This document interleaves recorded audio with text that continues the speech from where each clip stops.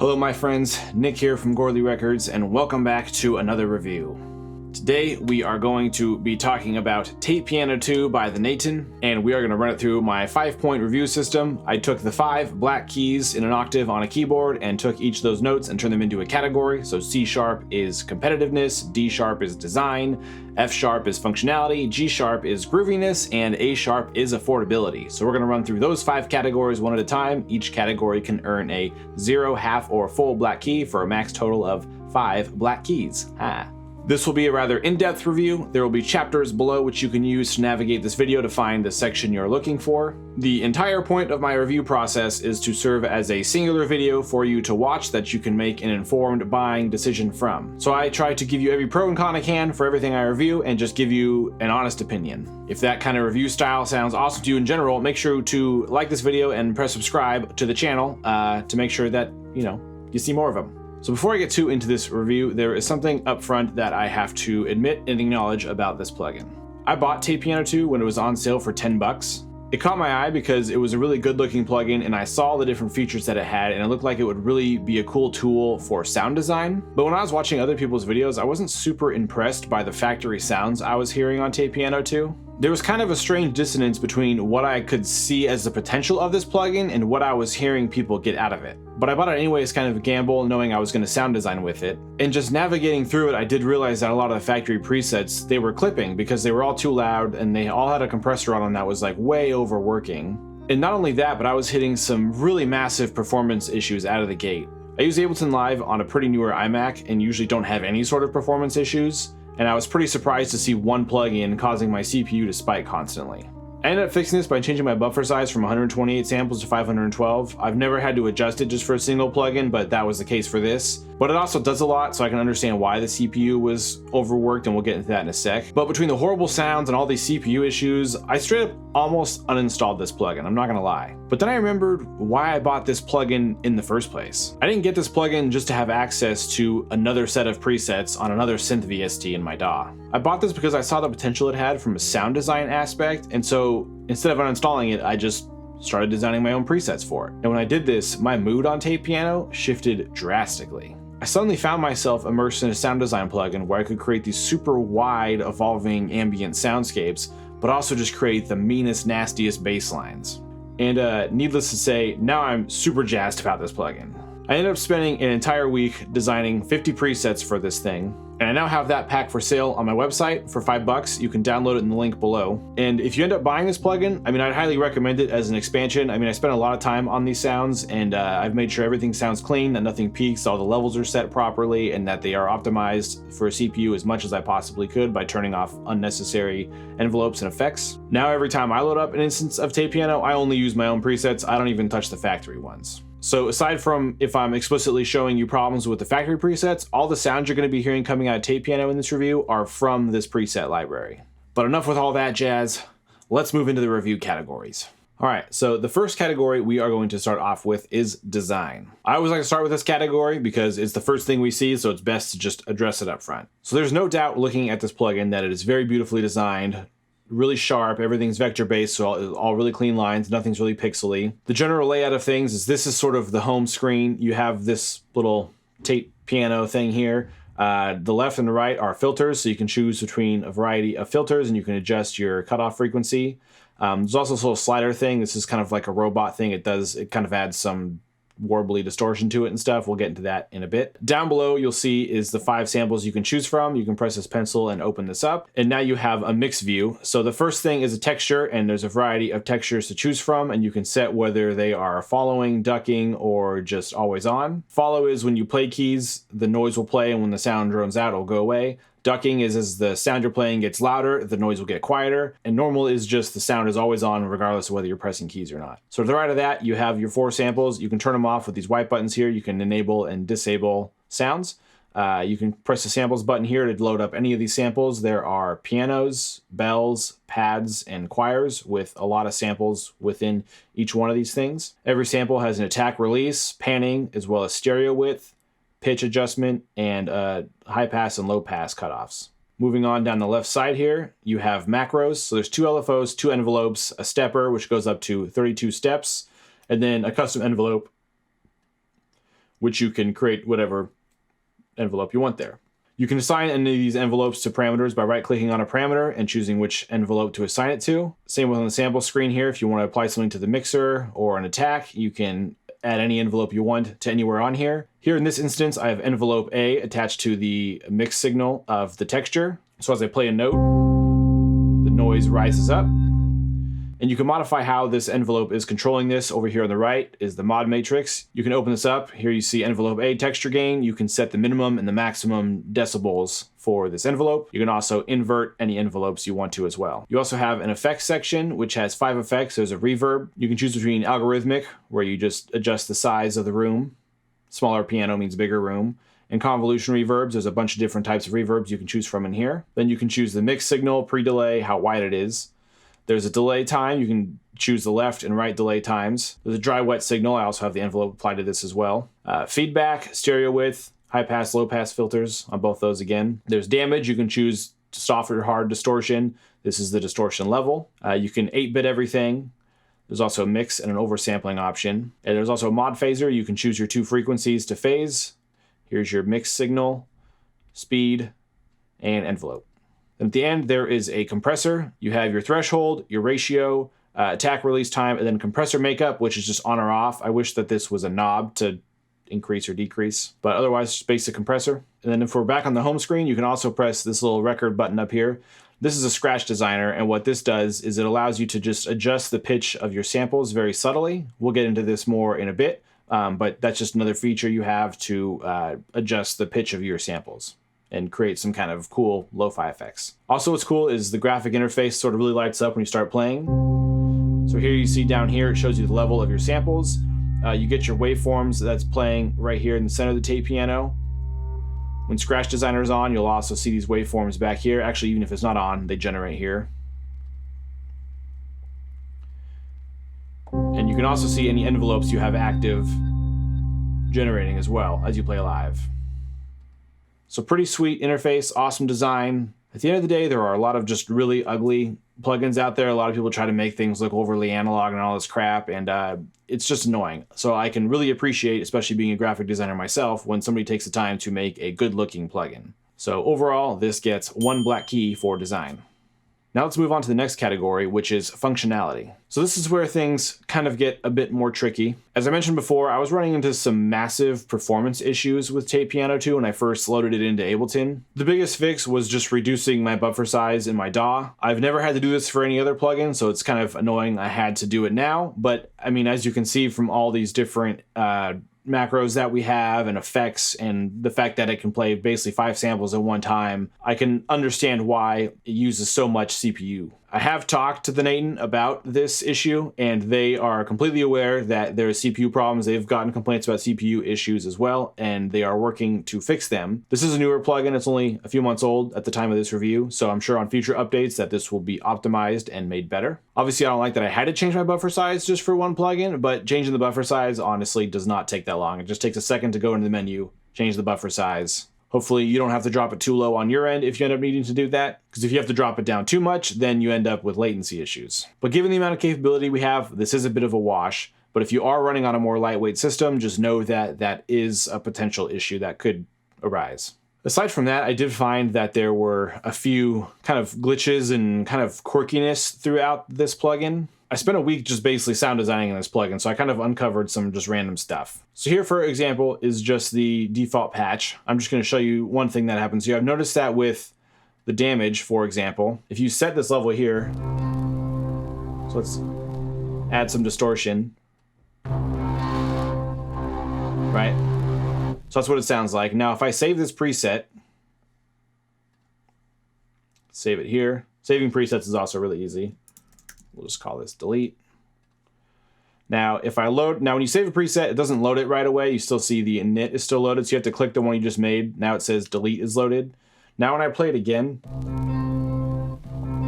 you'll notice that it doesn't sound distortion-y even though the level is up. Now watch this. Just as I just touch this and click it and move it, the distortion will come back.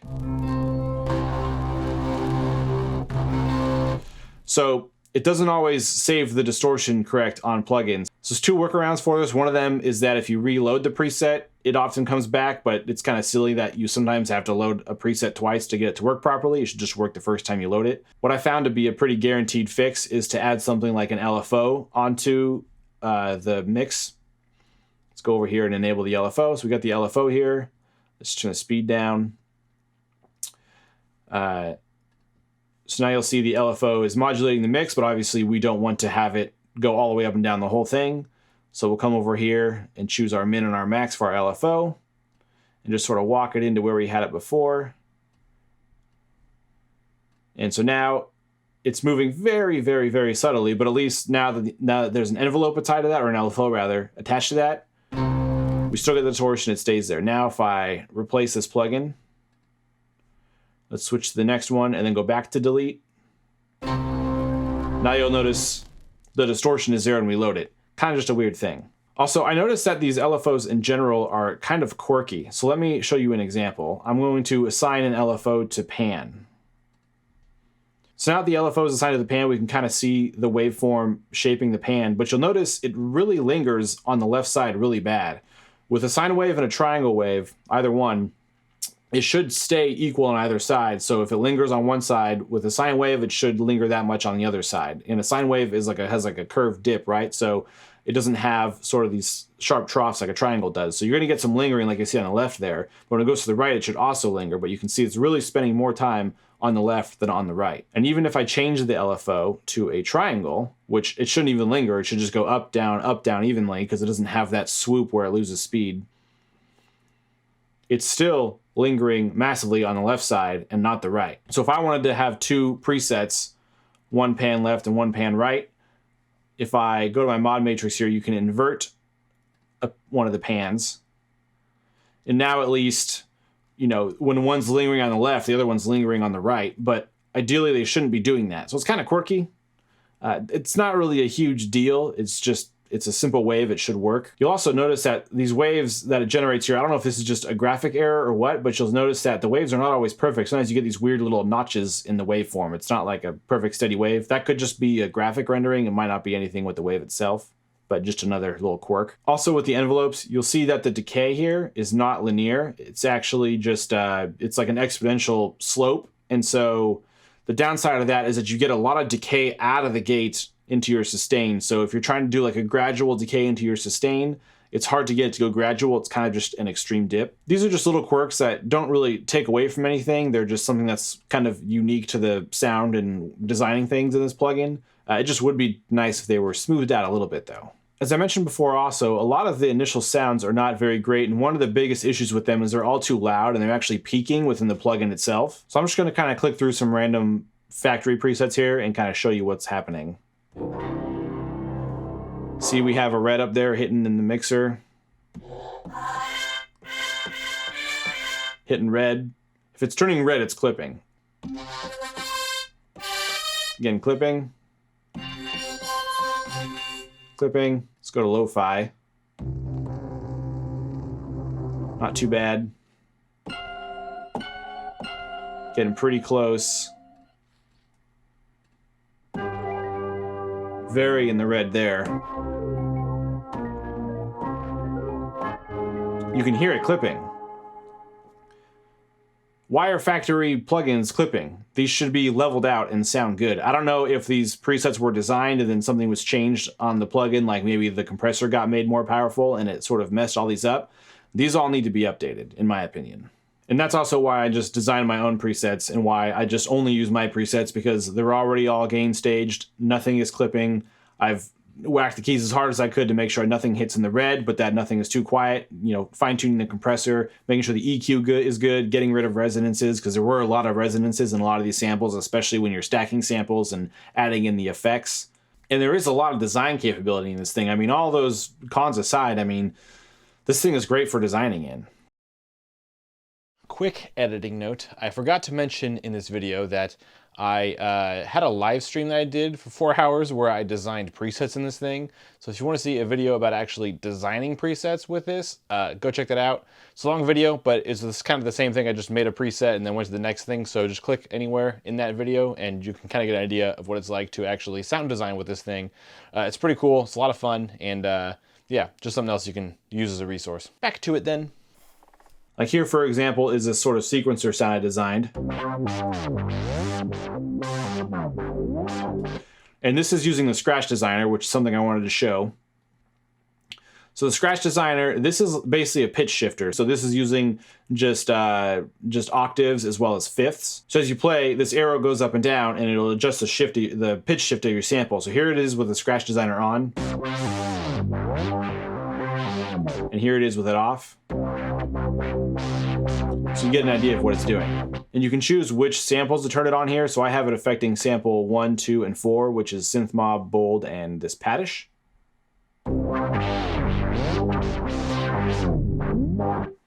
So let me show you another preset here I made. This is Sunshine Lo-Fi. This is also using the Scratch Designer, but it's using it much more subtly.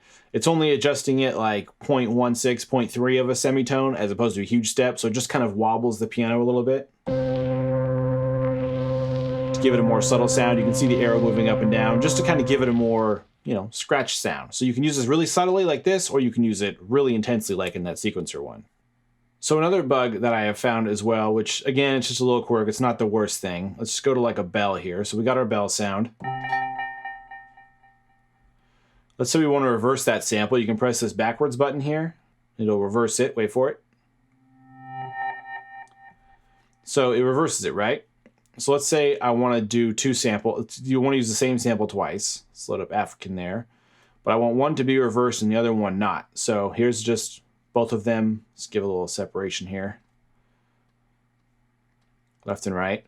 So let's say I want, right now they're both straight. So they both play forward. Let's say I want to reverse one, but not the other. It ends up reversing both of them. So you have the same sample loaded. You can't reverse one and not the other. They'll both reverse. There's plenty of other sounds to choose from. So if you wanted one to reverse and one not, you could just find a sample that's close and use that. But just another little quirk. But, you know, aside from these little quirks, I mean, this is a great canvas to design sounds on. You have 4 possible samples to choose from. You can do stuff individually, each of those samples, apply macros to each one of those. And with all these effects that you have in here, macro possibilities, being able to affect how much the macros are impacting things, and the Scratch Designer, there's a lot that you can do with this thing. I mean, here's just an example of some of the sounds that I've designed.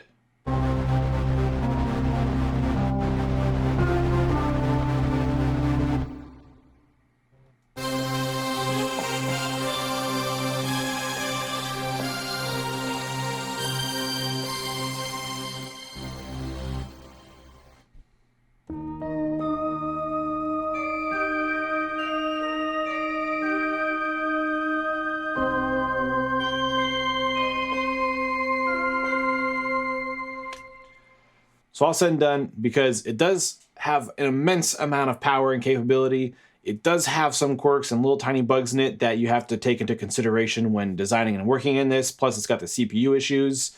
So it's a huge wash.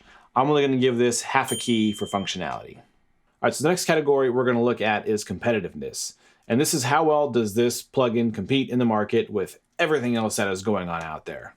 And to do that, I kind of compare the price of this as well as the plugins that are similar to this, but I can't really find a plugin that's similar to this. Kontakt has a tape piano that's costs $60, which is twice as much as this and doesn't really offer all these design capabilities. It's more of just kind of like has sort of lo-fi pre-built sounds. You can't really do much engineering in there. If you're trying to go for something lo-fi based, there's even just plugins like RC20, which is just an effects rack that you can put onto any sound you want.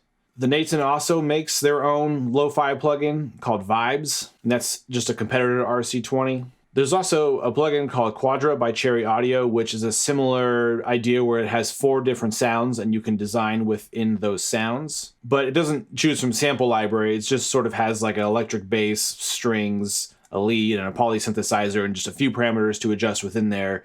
You can do key splits with that though, so you can play one thing on the low keys and something else on the highs, which is actually something I had talked to with Thenatan about, and hopefully that's a feature that will later be included in this as well as key splits. But aside from that, I mean, I haven't really come across anything that is similar to this, and that's sort of what drew me to it and made me want to buy it. So because this is like a complete standout, and the things I can compare it to cost the same, if not more, this thing definitely gets a full black key for competitiveness. And that moves us into the next category, which is affordability.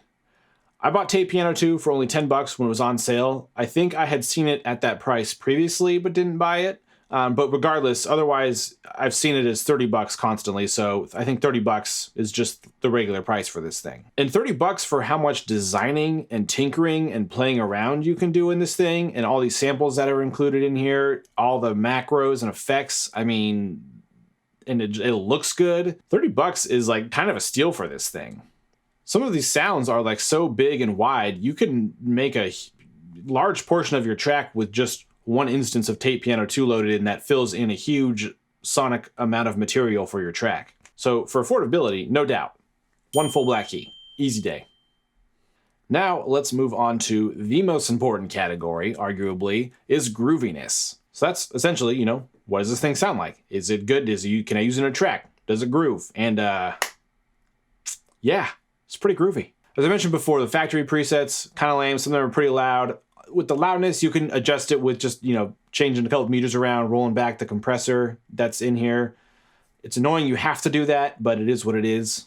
Hopefully this is fixed in the future, but you shouldn't really be buying plugins to get access just to the preset library. Ideally, with any plugin you get, you should be getting in there, making your own presets, making it sound the way you want to, get the most out of that plugin. Otherwise, you're just buying a bunch of preset libraries, and at that rate, you might as well just be like using Splice and downloading samples or something. And for this category, I'm going to play you some samples. And again, this is only using my preset library. If you like these sounds, you can download my preset pack as an expansion to this. I have a link below in the description. So my presets are basically organized into keys, which are more like piano kind of based, mono, which is good for stuff like basses or just like crazy sounds and effects. And then there's a bunch of pads in here as well. Pads are where I really found that shine. Here's like some just really nice sort of lighthearted pads.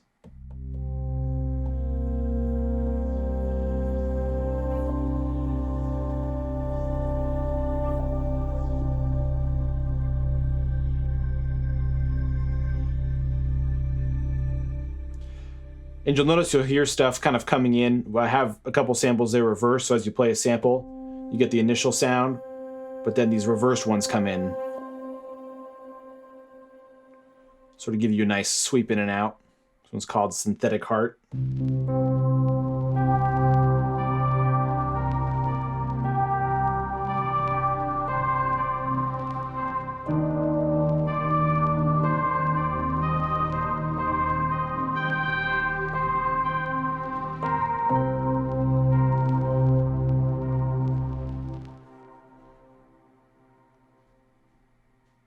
There's this super punchy symphony I made.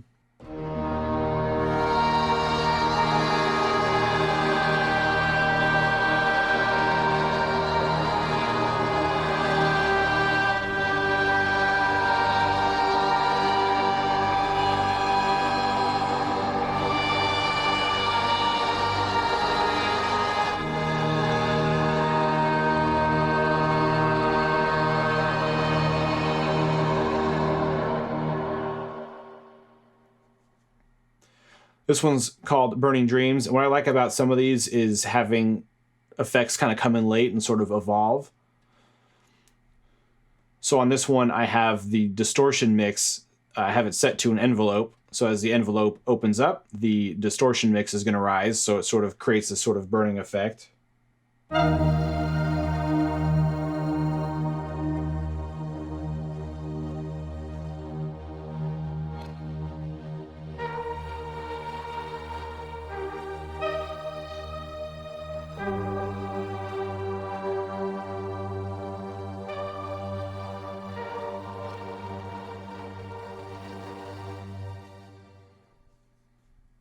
I've also made some that are more keys based. This is like a LoFi piano.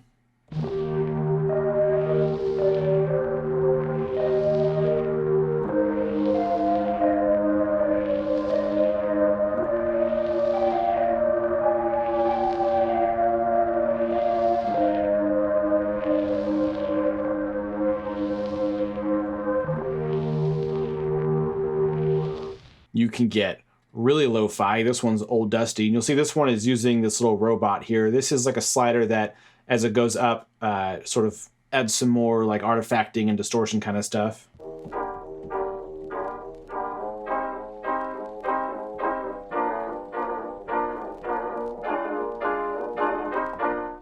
And so I'll remove the envelope here because this is worth highlighting here. So this is, this robot kind of does some fun stuff. There's 3 settings here. The higher the number, the more artifacting you get. So I'm just going to turn it up and slide it up as I play, and you can hear what it does.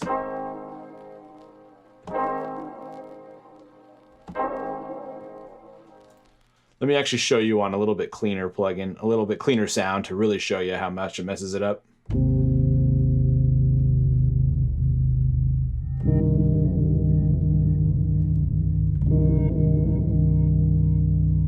So that's with it down, with it up. And this is only on the minimum setting. Let me put it up to full.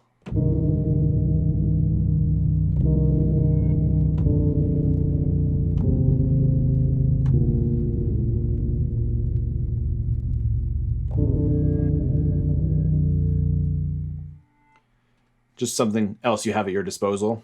You can also make some like really creepy and dark sounds with this thing.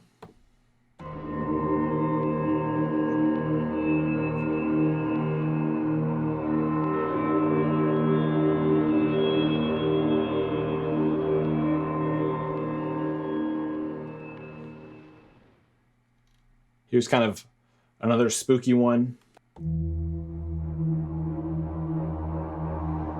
And you'll see here I'm using the stepper on the strings. Just goes on or off to give a cool like string pulsing sound.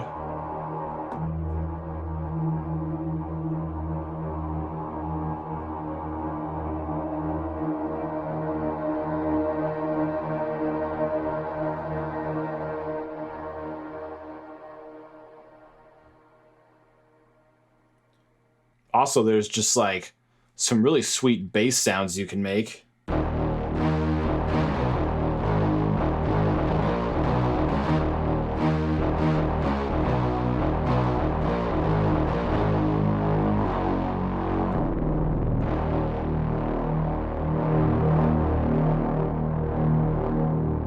That one's called Meanest Ever. Here's like more of a warm fuzz sound.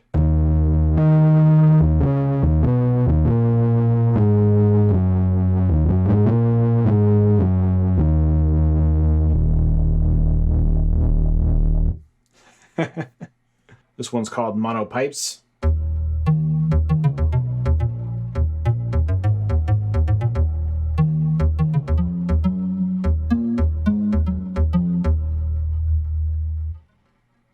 So, I mean, things sound pretty cool with this plugin.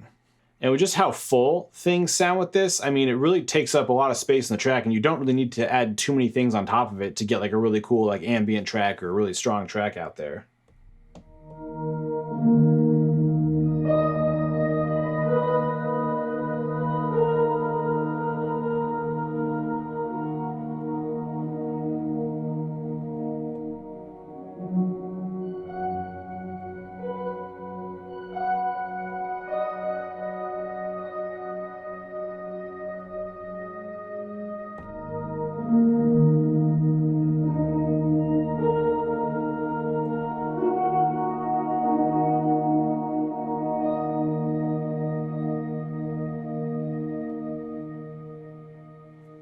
There is a lot you can do with this plugin at the end of the day.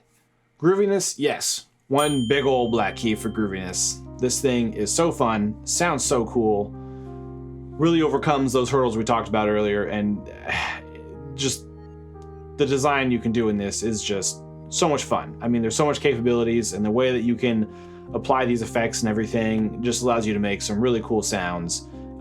Yes, groovy. It is.